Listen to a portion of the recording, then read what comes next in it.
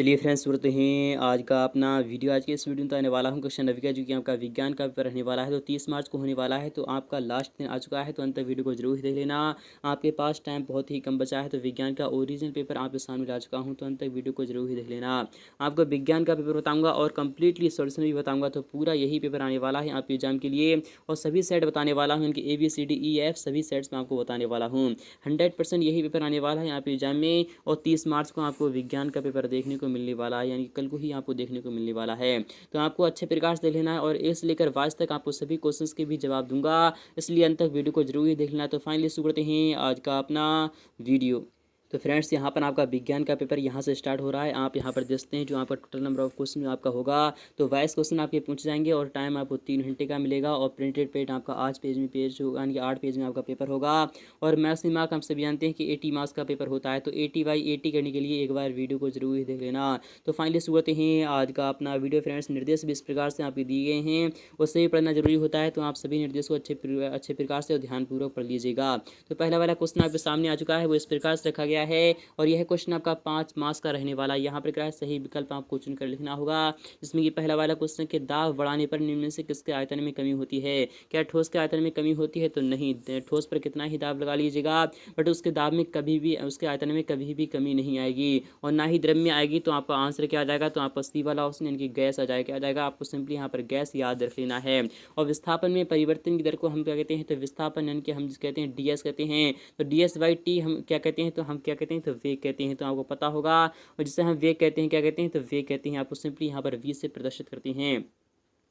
और वेग में परिवर्तन की दर को हम त्वरण कहते हैं, आपको ये सभी पता होना चाहिए। यहाँ पर बात नेक्स्ट वाले क्वेश्चन की, यहाँ पर कह रहा है कि यानी कि विटामिन C की कमी से होने वाला रोग कौन सा है? क्या स्कर्वी है, रिकेट्स, या फिर रतौंधी, या फिर बेरी है? तो हम जानते हैं स्कर्वी जो रोग होता है वो आपका विटामिन C की कमी से होता है, और रतौंधी विटामिन A की कमी से होता है, और रिकेट्स आपका विटामिन D की कमी से होता है। और यहाँ पर बात करें कि वेरी किससे होता है? तो विटामिन B की कमी से होता है। इन सभी को भी आपको पता होना चाहिए। तो फिलहाल क्या आपका ऑप्शन नंबर आपका A वाला यहाँ पर बिल्कुल ही सत्य हो जाएगा। वायरस से होने वाला रोग कौन सा है? क्या आपका काला जार यानी वायरस से फैलता है? तो नहीं। क्या आपका हैजा फैलता है? तो नहीं, ये तो आपका बैक्टीरिया से फैलता है। क्या डेंगू बुखार है? तो हाँ, ऑप्शन नंबर आपका सी वाला यहाँ पर बिल्कुल ही राइट हो जाएगा। और क्षय रोग यानी तपेदिक जो रोग होता है वो भी आपका बैक्टीरिया से फैलता है, ये भी आपको पता होना चाहिए। शक्ति यानी कि शक्ति का जो SI मात्रक होता है वो क्या होता है? तो हम जानते हैं शक्ति का SI मात्रक वॉट होता है, तो आपको सिंपली यहाँ पर बी वाला ऑप्शन लगा देना है। तो आई होप आपको समझ में आ रहा होगा। कार्य का मात्रक जूल होता है, लंबाई का मात्रक मीटर होता है, और विभव या फिर विभवांतर का मात्रक वोल्ट होता है। इन सभी को भी आपको अच्छे प्रकार से ध्यान में रख लेना। यहाँ पर बात करें सेकंड वाले क्वेश्चन की, AMRP डिजिटल पेश करते हैं गिरो a girl scholarship program. MP board, CBSE board, CG board और UP बोर्ड के स्टूडेंट्स के लिए कक्षा 9वीं से 12वीं तक के सभी छात्र और छात्राएं कर सकते हैं आवेदन।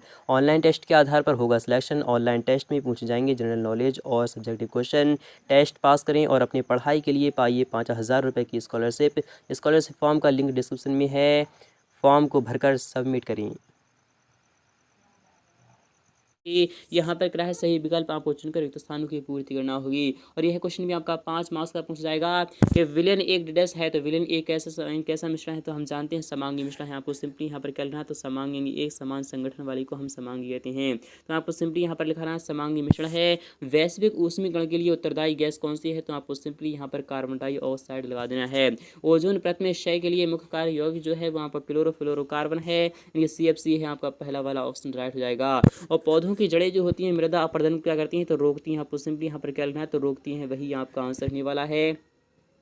यहाँ पर बात करें पांचवी क्वेश्चन, किसी वस्तु का रेडियस सभी स्थानों पर एक समान रहता है, तो आपको सिंपली यहाँ पर क्या लगाना है? तो द्रव्यमान रहता है। क्या रहता है? द्रव्यमान जो होता है वह यहाँ पर यानी क्या होता है? संरक्षित होता है। तो आपको सिंपली यहाँ पर द्रव्यमान लगा देना है। आपने पढ़ा हुआ द्रव्यमान संरक्षण का नियम। अगर यहाँ पर बात करें नेक्स्ट वाले क्वेश्चन की, सही जोड़ी बनाना है, मैच द कॉलम, आपको मिलान करना होगा। और यह क्वेश्चन भी आपका 5 मार्क्स का पूछ जाएगा। यहाँ पर कह रहा है कि आत्महत्या की थैली किसे कहा जाता है? तो हम जानते हैं लाइसोसोम को आत्महत्या की थैली कहते हैं। ध्वनि तरंगे जो है वो अनुदैर्घ्य तरंगे होती हैं। कार्य की इकाई क्या है? तो कार्य की इकाई जूल है। सोनार क्या है? तो सोनार आपका साउंड नेविगेशन एंड रेंजिंग है, तो आपको इस पर चला जाएगा। एवोगाड्रो संख्या क्या है? तो आपको 6.022 × 10⁻23 होता है। नेक्स्ट ये बात नहीं, फोर्थ वाला क्वेश्चन इस प्रकार से आपके एग्जाम में आने वाला है, और यह क्वेश्चन भी आपका 5 मार्क्स का पूछ जाएगा। एक वाक्य में आपको उत्तर देना होगा कि पृथ्वी की सतह पर गुरुत्वीय त्वरण का मान कितना होता है? तो आपको पता होगा 9.8 होता है। और यहाँ पर बात करें दो भिन्न द्रव्यमान की वस्तुओं को समान ऊंचाई से फेंकने पर कौन सी वस्तु द्रव्यमान की पृथ्वी पर पहले गिरेगी? जिसका जिसका द्रव्यमान अधिक होगा वो पहले गिर जाएगी, तो आपको यही लिख देना है, वही आपका आंसर है। WHO का पूरा नाम क्या होता है, तो वर्ल्ड क्या होता है, तो आपको सिंपली मैं आपको यहाँ पर बता रहा हूँ, वर्ल्ड हेल्थ ऑर्गेनाइजेशन होता है। क्या होता है, वर्ल्ड हेल्थ ऑर्गेनाइजेशन क्या होता है, तो ऑर्गेनाइजेशन, आपका वही आपका आंसर हो जाएगा। नेक्स्ट बात करें, किसी वस्तु का चंद्रमा पर भार पृथ्वी पर वस्तु के भार का कितना गुना होता है, तो किसी वस्तु का चंद्रमा पर भार पृथ्वी के भार का 1/6 गुना होता है। कितना होता है, 1/6 गुना होता है।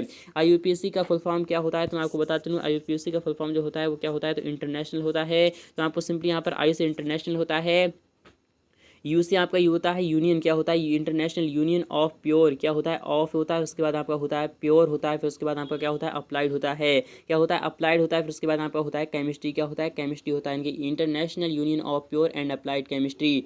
और यहाँ पर बात नेक्स्ट वाले क्वेश्चन की, तो वो भी देख लीजिएगा। यहाँ पर कह रहा है दूरी एवं विस्थापन में आपको अंतर लिखना होगा। यह क्वेश्चन आपका 5 मार्क्स का पूछा जाता है। तो दूरी यहाँ पर कह रहा है 2 नंबर का क्वेश्चन है कि दूरी एवं विस्थापन में आपको 2 अंतर बताना है। तो दूरी सदैव यानी कि धनात्मक होती है, जबकि इनकी विस्थापन शून्य और ऋणात्मक और यहाँ पर धनात्मक भी हो सकता है। ये यहाँ पर पहला एग्जाम्पल हो जाएगा। और दूरी अधिकतम दूरी पाथ की लंबाई को हम दूरी कहते हैं, और विस्थापन न्यूनतम लंबाई को हम विस्थापन कहते हैं। इस प्रकार से आपको लिख देना है, वही आपका 2 अंक का हो जाएगा। त्वरण की परिभाषा इस पद्धति में आपको मात्रक भी बताना होगा। तो वेग में परिवर्तन की दर को हम त्वरण कहते हैं, इसका सही मात्रक क्या होता है, तो आपका मीटर पर सेकंड स्क्वायर होता है। तो आपको ये पता होना चाहिए। और यहाँ पर बात नहीं, इलेक्ट्रॉन, प्रोटॉन एवं न्यूट्रॉन के खोजकर्ताओं के नाम आपको लिखना होंगे। तो आपको यहाँ पर कोई 2 लिखना है, फिलहाल मैं आपको तीनों के नाम बता रहा हूँ। इलेक्ट्रॉन की जो खोज की थी वो किसने की थी, तो सर जे टॉमसन ने की थी। तो आपको सिंपली यहाँ पर क्या लिखना है, तो टॉमसन लिख देना है, यानी थॉमसन या फिर टॉमसन लिख दीजिएगा। और यहाँ पर बात नहीं, यानी कि आपको किस प्रकार से करना है, इलेक्ट्रॉन की जो कोई खोज की थी वहाँ पर थॉमसन ने की थी। तो आपको सिंपली यहाँ पर थॉमसन या फिर टॉमसन लिखना है, वही आपका आंसर हो जाएगा।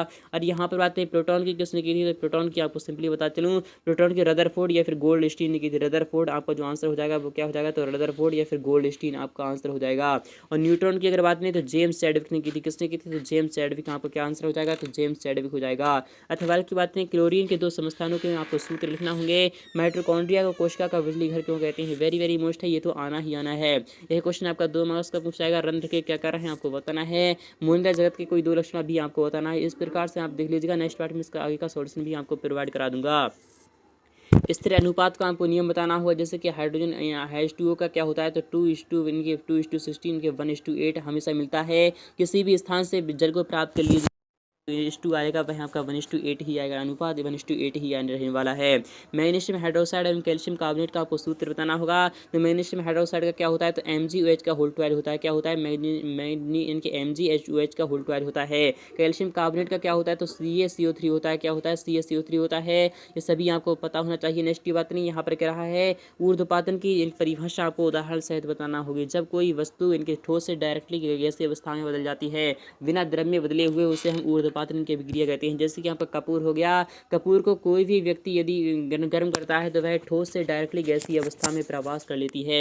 यह मार्क्स आपका 3 मार्क्स का क्वेश्चन है। गलनांक एवं क्वथनांक में अंतर बताना होगा। जब कोई वस्तु इनके ठोस से गलने लगती है, अर्थात वह द्रव अवस्था में इनके प्रवेश करने लगती है, तो उसका वह पॉइंट आपका गलनांक कहलाता है।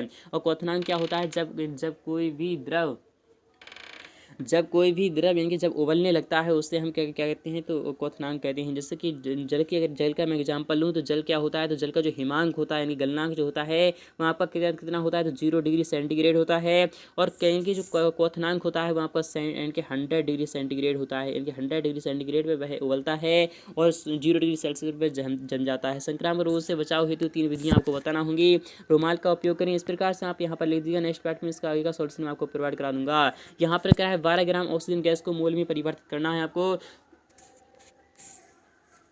तो हम जानते हैं मोल का जो इनके मोल का क्या सूत्र क्या होता है, तो विलेय के इनके क्या होता है, तो विलेय के मोल जो होता है उसका जो फॉर्मूला होता है भार बटे अणुभार होता है। तो भार यहाँ पर कितना है, तो 12 है। और ऑक्सीजन का अणुभार कितना होता है, तो आपको सिंपली पता होगा कि 16 होता है। तो आपको हम 4×3 12 और 4×4 कितने होता है, 16 होता है। 3/4 जो आपका आंसर हो जाएगा वह 0.75 आ जाएगा, वही आपका आंसर होने वाला है। नेक्स्ट की बात नहीं, यहाँ पर क्या है, प्रकृति में नाइट्रोजन चक्र का आपको आरेख बताना होगा। नेक्स्ट पार्ट में इसका सोल्यूशन मैं आपको बता दूंगा। तो मिलते हैं नेक्स्ट पार्ट में, तब तक के लिए थैंक यू, टाटा, बाय।